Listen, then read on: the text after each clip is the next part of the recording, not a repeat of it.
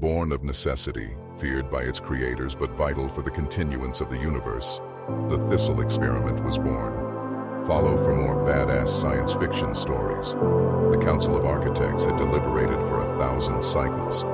Their universe was dying, not from entropy, but from stagnation. Order had calcified into rigid perfection. Creativity had been optimized into predictable patterns. Every civilization followed the same paths, built the same structures, asked the same questions. The cosmos had become a beautiful, sterile tomb. They needed something new, something dangerous, something that could think in ways no species had thought before. So they chose chaos. The architects selected a planet in an unremarkable star system, far from the centers of galactic power. They terraformed it with deliberate care, not for comfort, but for challenge. Unstable weather patterns, competing ecosystems, a moon just large enough to create tides, but close enough to feel threatening in the night sky. Continental drift that would force constant adaptation. Ice ages and warming periods on cycles measured in millennia. They seeded the primordial oceans with the fundamental building blocks of life, then stepped back. No guidance, no intervention, just raw potential and 4 billion years of time. From that ancient soup, life erupted.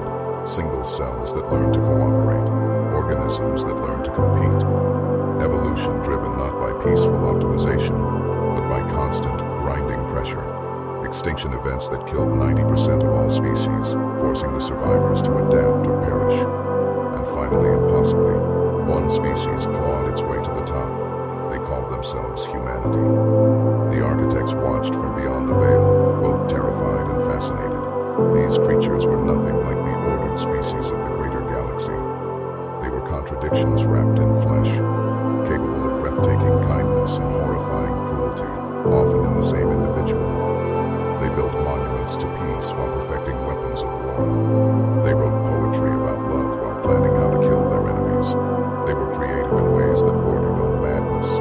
They saw patterns that didn't exist and made them real through sheer force of will. They asked questions no sane species would ask. What if we could fly? What if we could split the atom? What if we could leave our world and touch the stars? And then, against all probability, they did it.